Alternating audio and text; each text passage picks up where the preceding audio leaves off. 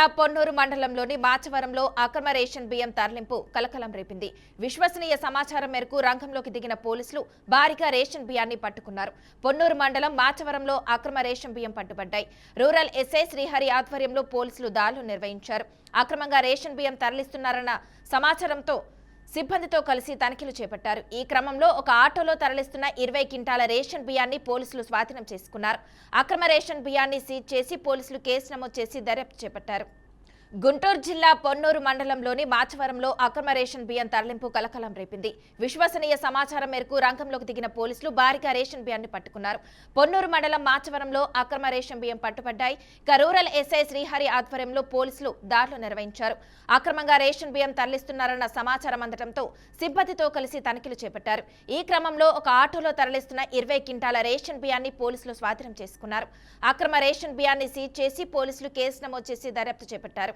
ఇక ఇదే అంశానికి సంబంధించి మరింత సమాచారాన్ని మా ప్రతినిధి సువర్ణబాబు అందిస్తారు. సువర్ణబాబు, చెప్పండి, ఈ అంశానికి సంబంధించిన మీ దగ్గర ఉన్న అప్డేట్స్ ఏంటి? ఓకే, రైట్ మానస. గుంటూరు జిల్లా పొన్నూరు నియోజకవర్గం పొన్నూరు మండలం మాచవరంలో పోలీసు భారీగా అక్రమ రేషన్ బియ్యాన్ని తరలిస్తుంది.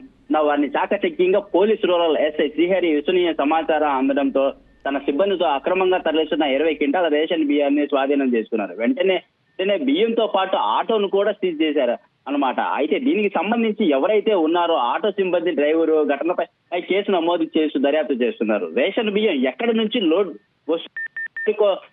ఎవరు దీని వెనకాల ఎవరు తరలిస్తున్నారు, ఈ రేషన్ మాఫియా వెనకాల ఎవరున్నారు అంశాలపై పోలీసులు విచారణ జరిపారు. అయితే పొన్నూరు నియోజకవర్గ ఎమ్మెల్యే దూలుపాల నరేంద్ర రేషన్ బియ్యాన్ని పేద ప్రజలకు చెందాలని అని అక్రమంగా తరలించిన వారిపై తక్షణమే వారిపై కఠిన చర్యలు తీసుకోవాలనేది సిద్ధాంతం ఉన్నారు. అంటే పోలీసులకు కూడా ఆదేశాలు జారీ చేయడం కూడా తెలిసింది అనమాట. అయితే గతంలో తనిఖీల్లో భాగంగా deputy CM Pawan Kalyan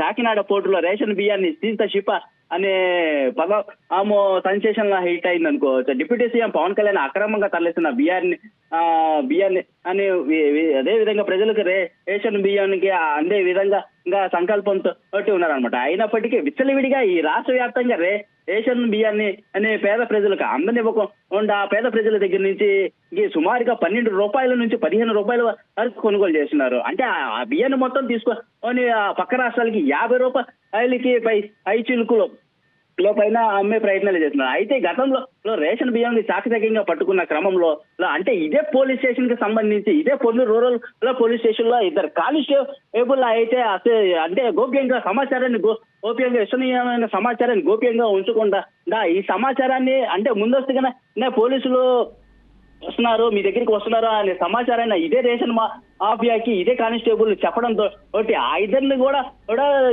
suspend చేసినట్టు తెలిసింది. అదే స్టేషన్ కి సంబంధించిన ఇప్పుడు ఎస్ఐ శ్రీహరి అని ఇప్పుడు అదే పొన్నూరు నియోజకవర్గంలో ఎస్ఐగా శ్రీహరి ఈ విశ్వసనీయ సమాచారాన్ని గోప్యంగా ఉంచి వారిని అనే ఆ వాహనాలని సీజ్ చేయడం అయితే జరిగిందనమాట. ఇప్పటికే ఈ పొన్నూరు నియోజకవర్గంలో చూసుకున్నట్లయితే ఇట్లాంటి ఈ సంఘటనలు జరగకుండా ఈ రేషన్ బియ్యాన్ని పేద ప్రజలకి అలా అని చెప్పని పోలీస్ సిబ్బంది అయితే కృషి చేస్తున్నారు. మనస అయితే సువర్ణబాబు, చెప్పండి, ఎవరైతే అక్రమంగా రేషన్ బియ్యాన్ని తరలిస్తున్నారో వారిపై ఎలాంటి చర్యలు తీసుకొని ఉన్నారు? అయితే ఇప్పుడు పొన్నూరు నియోజకవర్గంలో కూడా గతంలో కూడా ఇట్లానే భారీ ఎత్తున ఉమ్మడి గుంటూరు జిల్లాలో ఎక్కువ చూసుకున్నట్లయితే పొన్నూరు నియోజకవర్గాన్ని నుంచి అయితే రేషన్ మాఫియా అనేది ఒక ముఠా అనేది ఉందన్నమాట. ఇది రేషన్ బియ్యాన్ని అని ఇక స్టోర్ దగ్గర నుంచే డైరెక్ట్ గా వీళ్ళు కొనుగోలు చేసి అంటే వాళ్ళ చేత దగ్గరికి స్టేషన్ ఇది పేద ప్రజలు అయితే ఏదైతే ఉన్నారో ఆ పేద ప్రజలు వాళ్ళ చేత తంబేపించుకొని ఆ రేషన్ బియ్యాన్ని డైరెక్ట్ గా స్టోర్ దగ్గర నుంచే వీళ్ళు మాఫియా అనేది మాత్రం తీసుకొని ఆ డైరెక్ట్ లోడ్ మాత్రమే తీసుకొని వెళ్తారన్నమాట. వీరిపై అయితే 60 అని చెప్పేసి అనే సెక్షన్ లో కేసు నమోదు చేసి ఆ లారీని అయితే ఏదైతే వాహనాలు ఉన్నాయో ఆ వాహనాలు సీజ్ చేసి దీనికి సంబంధించిన వారు ఎవరైతే ఉన్నారో వారిపై కూడా వాటికి తగిన కఠిన చర్యలు తీసుకొని వారిపై కేసు నమోదు చేయడం అయితే జరుగుతుంది. మనసా. Okay, thank you Suvarnababu.